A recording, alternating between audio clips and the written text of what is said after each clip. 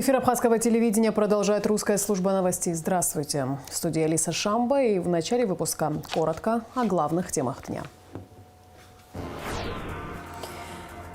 Важные поправки. Избранный уполномоченный по правам человека и председатель контрольной палаты. Внесены изменения в законы об НДС и об энергетике Абхазии. Программа в действии. Специалисты Минсельхоза посетили Галский район и посмотрели, как реализуются проекты целевой ведомственной программы за прошлый год. Универсальный справочник. Вышла в свет первая иллюстрированная краткая энциклопедия об Абхазии. Президент Абхазии Аслан Бжаня встретился с министром финансов Российской Федерации Антоном Силуановым. Обсуждались вопросы межгосударственного сотрудничества в сфере экономики и финансов. Аслан Бжаня находится в Москве с рабочим визитом. В российской столице президент проведет встречи в администрации президента России, правительстве и Совете Безопасности. Председателем контрольной палаты избран Каха Пиртая, а новым уполномоченным по правам человека стала Анна Скишмария. На очередном заседании сессии парламента было рассмотрено более 20 вопросов повестки дня. Парламент внес изменения в закон об НДС и таможенный кодекс, а также в закон о туристской деятельности в Республике Абхазия. Приняты поправки к закону об энергетике. Теперь договоры по передаче в аренду энергообъектов, находящихся на балансе государства, будет согласовывать и утверждать Народное собрание. Все подробности в материале Эсмы Голландзе. В начале заседания парламентарии внесли изменения в закон об НДС. Согласно поправкам, Кабмин будет утверждать перечень медицинских товаров, реализация которых освобождается от налогообложения.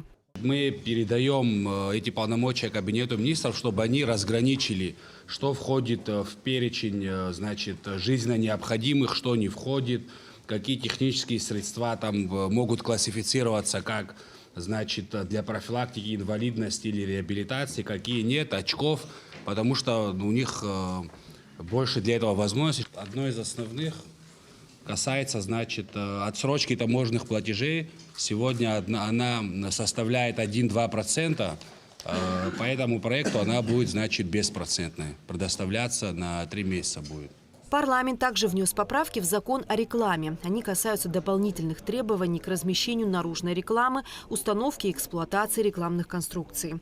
Важным пунктом закона стал запрет рекламы табачной и никотиносодержащей продукции, курительных принадлежностей, а также рекламы торговых марок, производящих эти товары. Главным вопросом заседания стало избрание уполномоченного по правам человека. Первоначально на должность было представлено 3 кандидатуры – Гунды Джения, Диана Керселян и Анна Скишмария.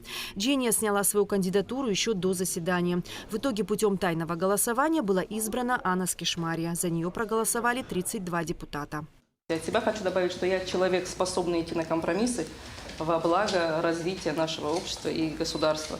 Единственный компромисс, на который я буду не способна идти, это компромисс со своей совестью и законностью. Большое вам спасибо. Надеюсь оправдать возложенные сегодня ваши ожидания. На заседании был также избран председатель контрольной палаты. Из 2 кандидатур Кахи Пиртая и Камы Гогия большее количество голосов набрал Пиртая. За него проголосовали 18 депутатов из 34. Благодарю вас за все.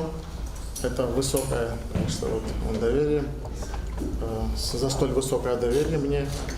Будем работать во взаимодействии со всеми структурами власти, и результаты нами будут достигнуты. У меня нет другого морального права, чтобы это было не так. Путем открытого голосования Роберт Агарба был единогласно утвержден членом Национального банковского совета.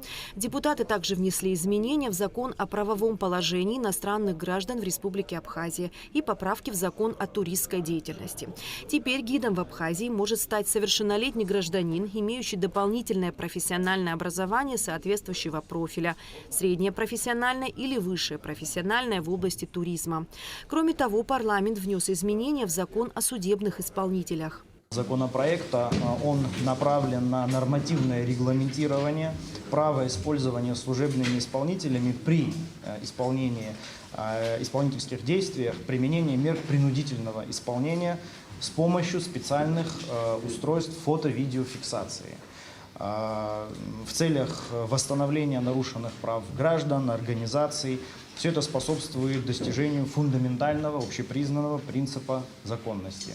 В первом чтении был принят законопроект об ответственном обращении с животными. Он предусматривает государственное регулирование и общественный контроль в данной области, защиту животных от жестокого обращения, требования к их содержанию в домашних условиях, запрет на отстрел бродячих животных, запрет на проведение фотосессий с дикими и экзотическими животными и многое другое.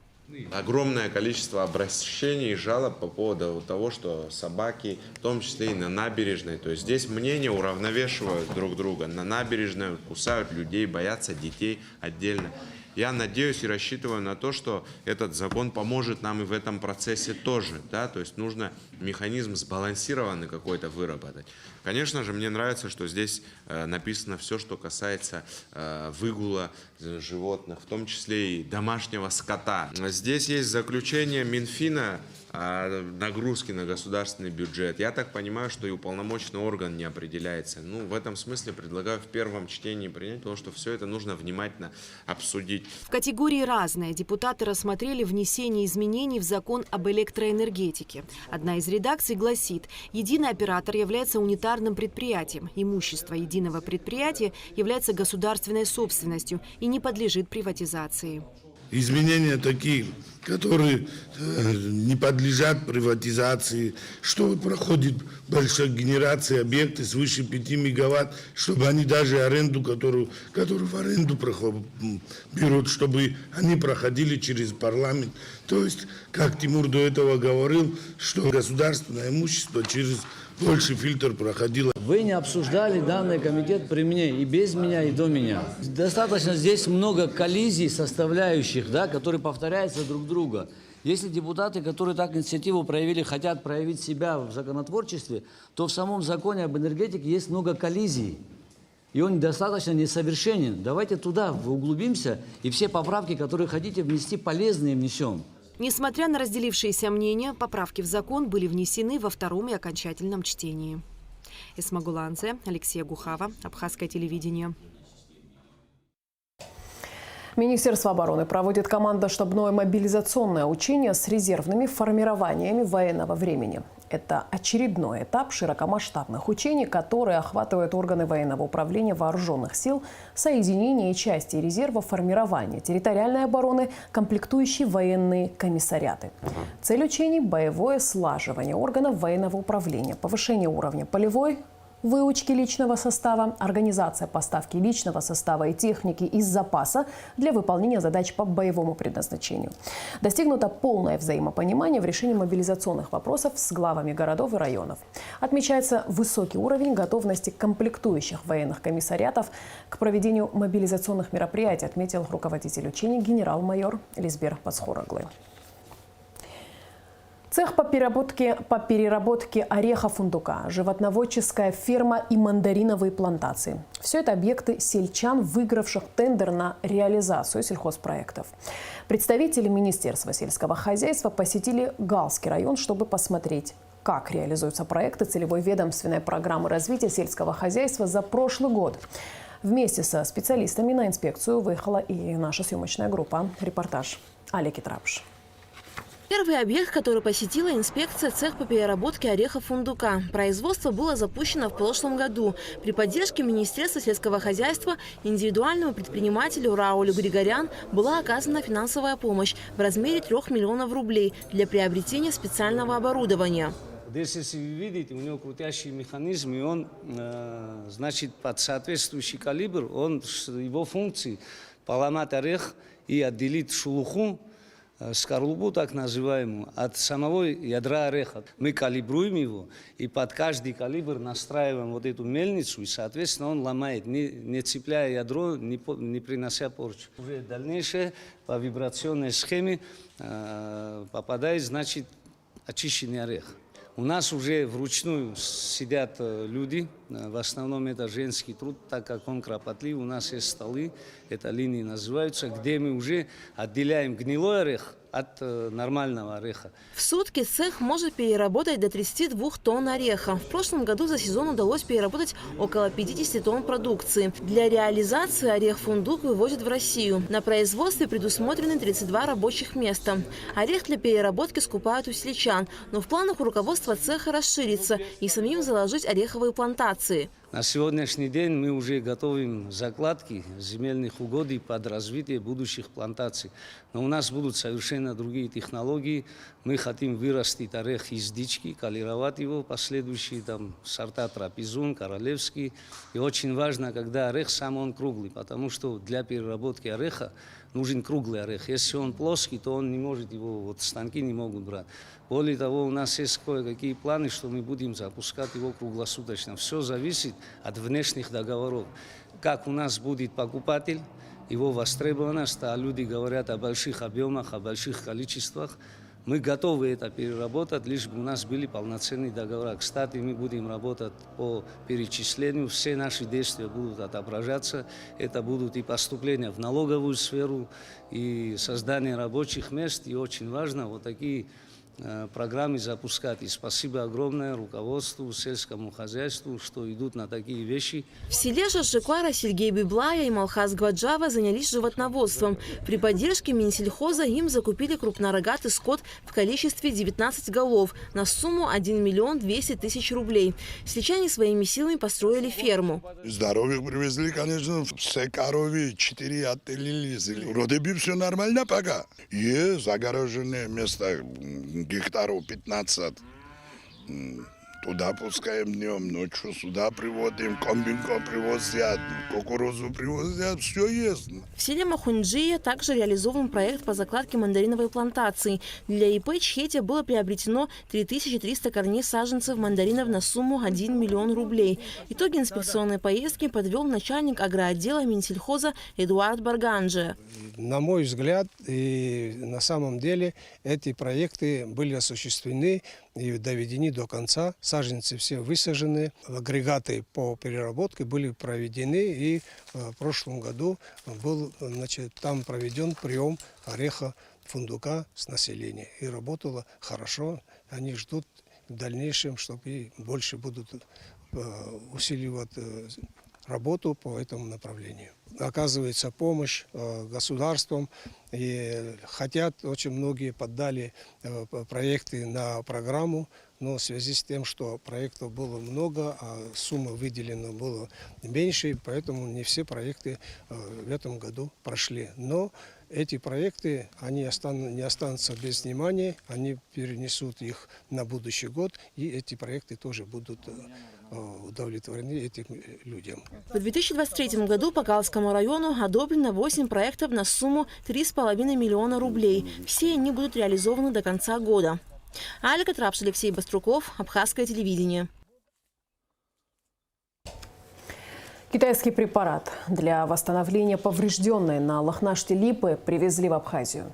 Экологи совместно с китайцами, которые проживают в Абхазии, уже приступили к обработке дерева. После этого в места распила будут вводить специальный витаминный раствор, разработанный Пекинским институтом сельского хозяйства. Доставили лекарства из Пекина на самолете до Москвы и поездом в Абхазию. Между тем, на поврежденной липе появились зеленые листья. По мнению экологов, это говорит о том, что дерево еще не погибло.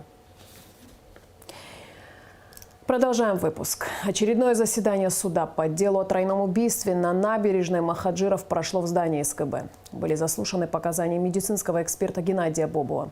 Из зала суда репортаж Сарии Кварацхели.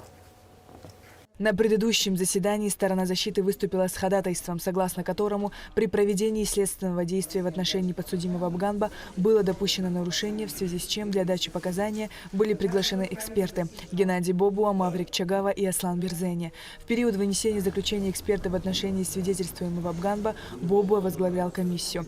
По его словам, следственными органами было поставлено 7 вопросов, на которые экспертная группа постаралась ответить. Вот некоторые из них. Какие телесные повреждения имеют на теле Абганба? Какова их давность? Имелись ли они 22 ноября 2019 года? Если да, то огнестрельного ли они характера? Их количество, калибр оружия, из которого был произведен выстрел, расстояние между стрелявшим и Абганба и так далее. Когда была назначена экспертиза, то освидетельствованный находился в Агудзерской больнице в связи с свежими ранениями. Вот. И мы поехали туда. Я поехал туда, смотрел, и там были еще заведующие отделением, там главврач, много, но сейчас я всех запомнил, кто там был. Мы посмотрели, освидетельствовали. Я его вместе с хирургом, и потом мы пришли к мнению, что необходимо провести дополнительные методы исследования, то есть компьютерную томографию. По результатам осмотра Бганба на правом бедре было обнаружено одно травматическое ранение, характерное для огнестрельного, отметил медэксперт. Давностью ранения обозначаются сроки не менее 6 месяцев и не более 1,5 лет. После компьютерной томографии результат был, что имеются следы, характерные для огнестрельного ранения. Слепое ранение и глубина где-то была примерно 3–3,5 сантиметра. Не характерно для дробового. Для осколочного тоже она не характерна, учитывая форму. Но если уже осколок был такой, как шарик круглый, тогда я не могу так, ни один эксперт вам не определит. Оно характерно для огнестрельного пулевого ранения. Рана неглубокая была, и были затронуты только мышцы, и народных предметов обнаружено в раневом канале нет. На правом бедре было обнаружено 9 рубцов, 8 из которых не имело смысла исследовать во избежание облучения, и они не были характерны для огнестрельного ранения, отметил Бобо. Исследования проводились 14 мая 2020 года.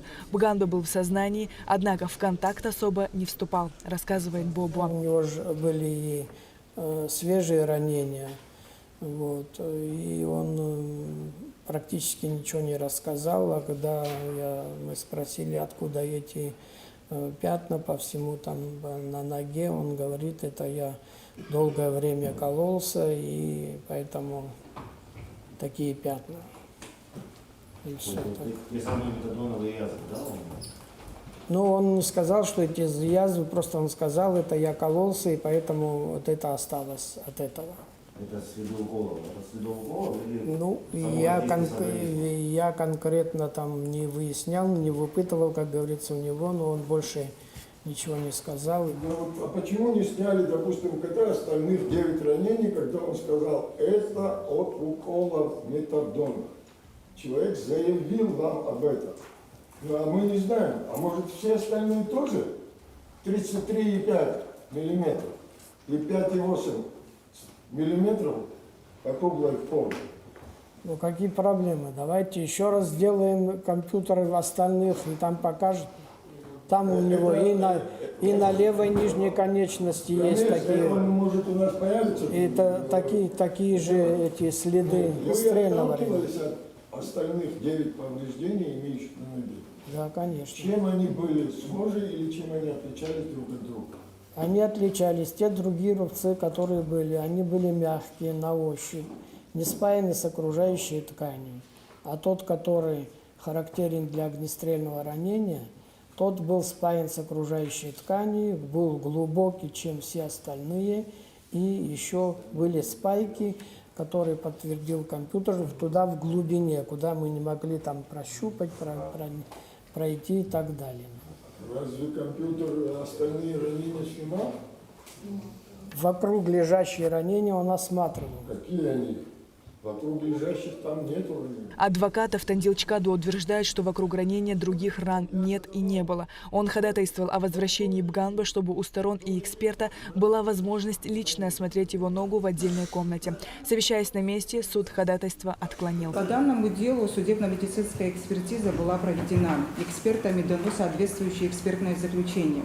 При недостаточной ясности или неполноте заключения эксперта, а также при возникновении новых вопросов в отношении ранее исследованных обстоятельств, может быть поставлен вопрос о назначении дополнительной или повторной экспертизы. На данном этапе судебного следствия необходимости проведения свидетельствования, проведения дополнительного или повторной экспертизы в отношении подсудимого Бганбы Беслана Тутовича суд не усматривает. Эксперт добавил, что при осмотре Бганба ему не было представлено никаких вещественных доказательств, оружия или пули, так как при работе судмедэксперта это исследовать не нужно. Я ничего не добавил, ничего не прибавил. То, что только мы говорим только что его освидетельствовали. Ни вещи, в которых он тогда был, ни саму там пулю, если мы сейчас говорим о какой-то пуле, там, ничего представлено не было, потому что их не было, наверное. как вещественных доказательств. По словам Боба, у Бганбы были обнаружены повреждения в предплечье и свежие раны на левой ноге, которые мужчина не позволил осмотреть. Левая нога была вся забинтована, перебинтована, и была там металлическая конструкция на это. И поэтому у вас не было возможности его обследовать? Нет, я хотел обследовать, но он стал там сопротивляться, не надо ничего, никакую экспертизу я не хочу, и все, и напряженность была, я не хотел лишнее раздражать его. Бобуа уточнил, что в заключении не давал ответа на вопрос о дистанции выстрела, так как это входит в компетенцию трассолога, если только выстрел не произведен из близкого расстояния. А трассолог не входит в медицинскую экспертизу, поэтому он привлечен не был. Адвокатом Чкадуа было заявлено еще одно ходатайство. По его словам, повреждение, о котором рассказывает Бобуа, было у Бганду еще в 2018 году, о чем свидетельствуют фотографии. Была проведена экспертиза, которая установила, что снимки, на которых видна рана, не были подвергнуты изменениям и монтажу, отметил Чкадуа. Была назначена экспертиза, получен ответ. Данная экспертиза легализована Министерством иностранных дел Республики Абхазия. Суд и сторона гособвинения ознакомились с материалом. Исходя, опять же, из этих фотоснимков, которые были сделаны в неопределенное время, имелось какое-либо повреждение, значит, на бедре правой ноги. Кстати, здесь о левой или правой вообще ничего не сказано, но тем не менее. Вот. И говорить о том, что потемнение кожного покрова может образоваться от какого-то там, я не знаю, воздействия травматического характера или там метадоновой язвы, тут не представляется возможным. То есть вот это заключение, на мой взгляд, оно ничего не означающее, оно просто характеризует какой-то снимок, который взят из фотоальбома, личного фотоальбома подсудимого Бганба. И он никак не может по нему проводиться аналогия с тем серьезным ранением, которое представлено и рассматривается в рамках данного уголовного дела. Поэтому я против даже приобщения этого заключения к материалам судебного следствия. Несмотря на несогласие стороны гособвинения, по решению суда материал был приобщен к делу. Следующее заседание состоится 25 апреля. Сария Кварцхеля, Заур Кварча, Абхазское телевидение. ГАИ проводит усиленные рейды в рамках мероприятий «Безопасный город», а сотрудниками уголовного розыска УВД по Гудаутскому району раскрыто преступление имущественного характера. Подробности в материалах пресс-службы МВД. Министра внутренних дел Вальтера Бутба сотрудники милиции проводят усиленные рейдовые мероприятия с целью выявления правонарушений на дорогах страны. Профмероприятие «Безопасный город», прошедшее в столице 18 апреля, началось с развода личного состава, определения мест дислокации, постановки задач. За ходом построения следил заместитель министра Беслан Чкадуа, возглавляющий рейдовые мероприятия. Полковник Чкадуа акцентировал внимание сотрудников на выявлении водителей, управляющих автомобильными средствами в состоянии алкогольного и наркотического опьянения ввиду особой социальной опасности данного административного правонарушения.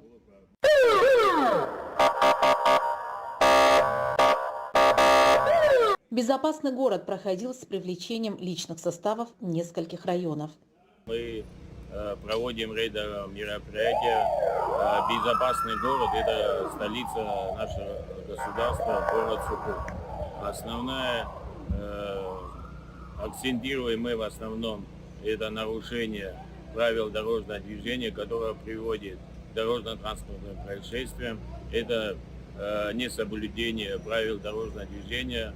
После патрулирования экипажи милиции дислоцируются по заранее определенным планам профмероприятий точкам. Помимо наиболее частых нарушений правил дорожного движения, таких как управление автотранспортным средством в нетрезвом состоянии, нарушение скоростного режима, проезд на запрещающий сигнал светофора и пересечение сплошной линии, актуальным остается незаконное тонирование лобовых стекол. На данное правонарушение сотрудникам поручено обратить особое внимание.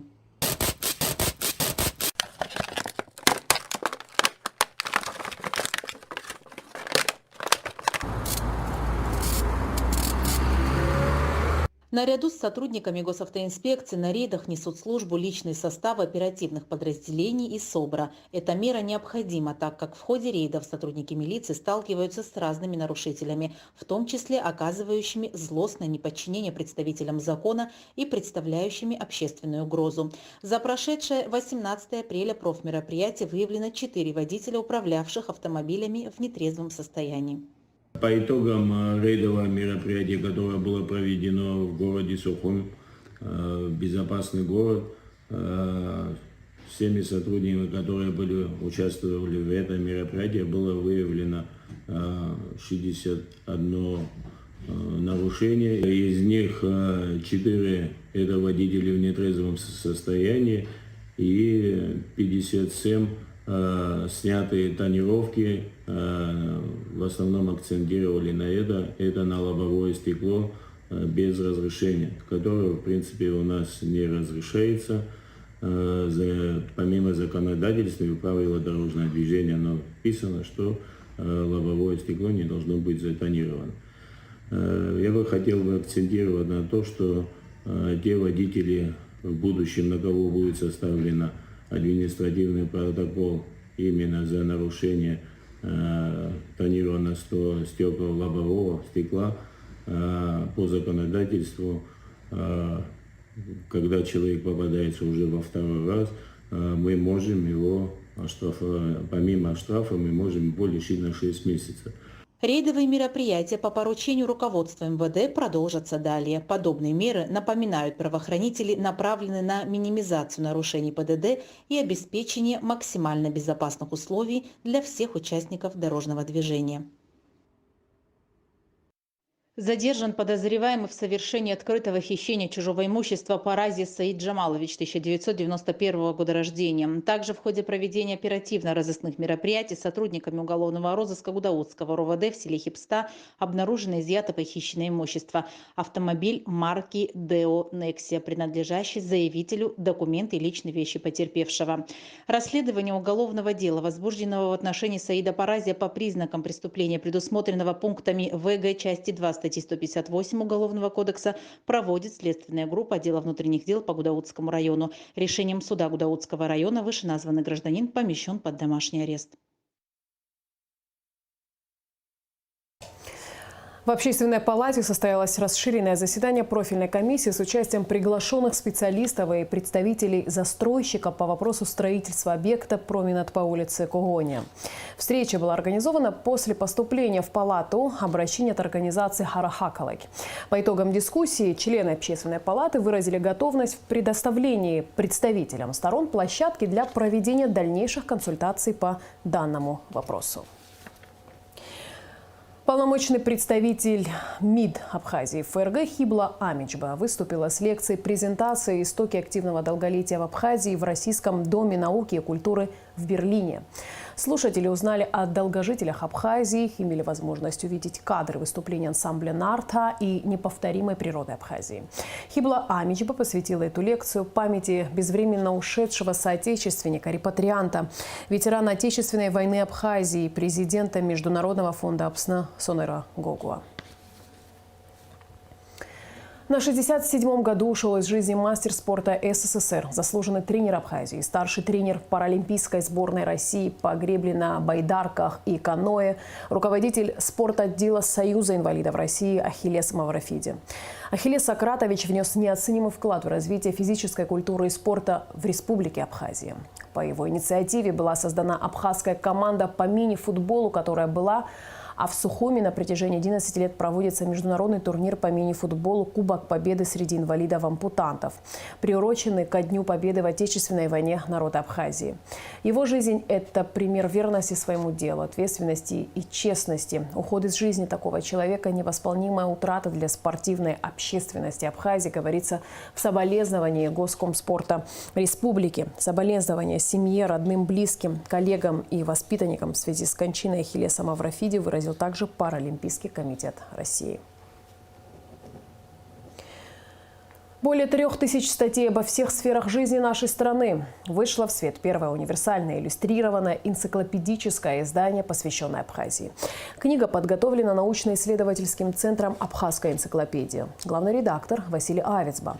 Презентация энциклопедии состоялась в Большом зале Кабинета министров. Подробности в следующем материале. Энциклопедия содержит систематизированный свод сведений обо всех сферах жизни Абхазии – политическом и государственном устройстве, географии, литературе, искусстве, архитектуре и так далее.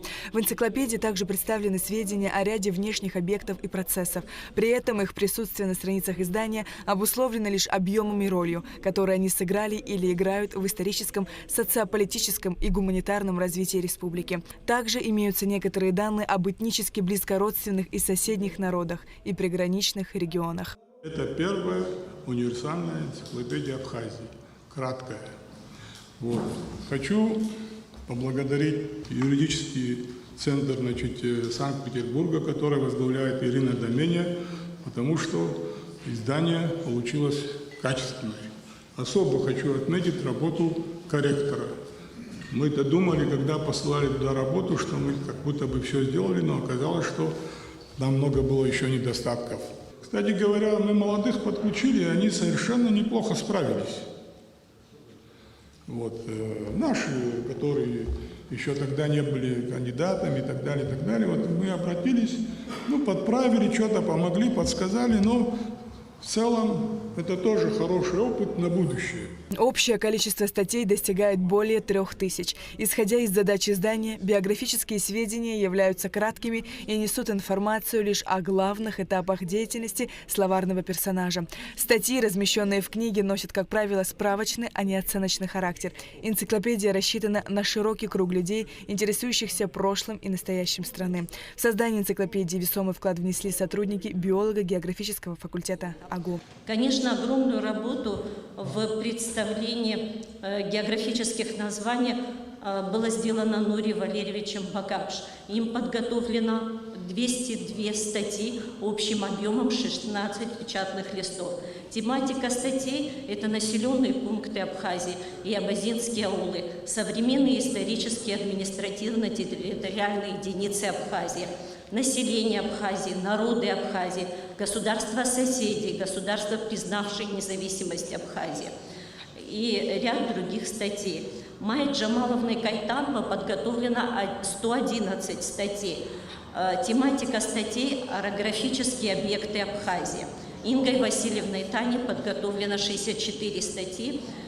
Тематика статей – это водные объекты Абхазии, Черное море, климат, особо охраняемые природные территории, географические общества, природные ресурсы, географический центр Абхазии. Очень было много сложностей при написании порученных нам статей, и поэтому мы очень сильно старались. Я хочу поблагодарить Центр за такое издание, и что это издание будет полезным не только всем, и ученикам, и школьникам, и всем гражданам нашей республики. Тираж издания составляет 2000 экземпляров. Редколлегия выражает благодарность Кабинету министров, а также Фонду Первого президента за предоставление помещения для работы Центра «Абхазская энциклопедия». Сария Кварцхеле, Рамо Камке, Абхазское телевидение. 21 апреля в Абхазской государственной филармонии состоится концерт солистов филармонии Альдон Ицкова и Алхаса Ферсба.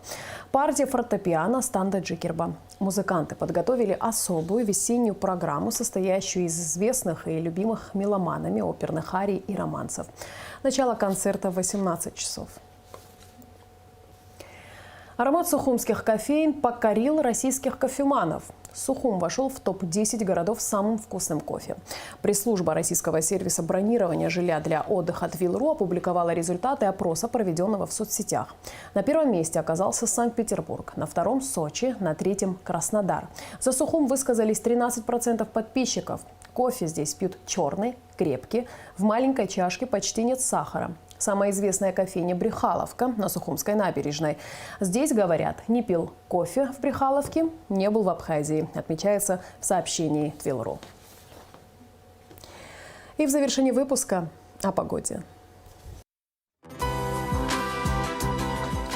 По сообщению Гидромедцентра, в четверг, 20 апреля, на территории Абхазии ожидается облачная с прояснениями погода, дождь, гроза.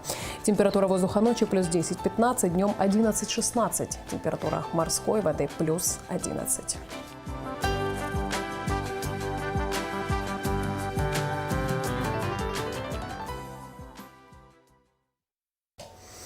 На этом наш выпуск завершен. Всего доброго и до встречи в эфире.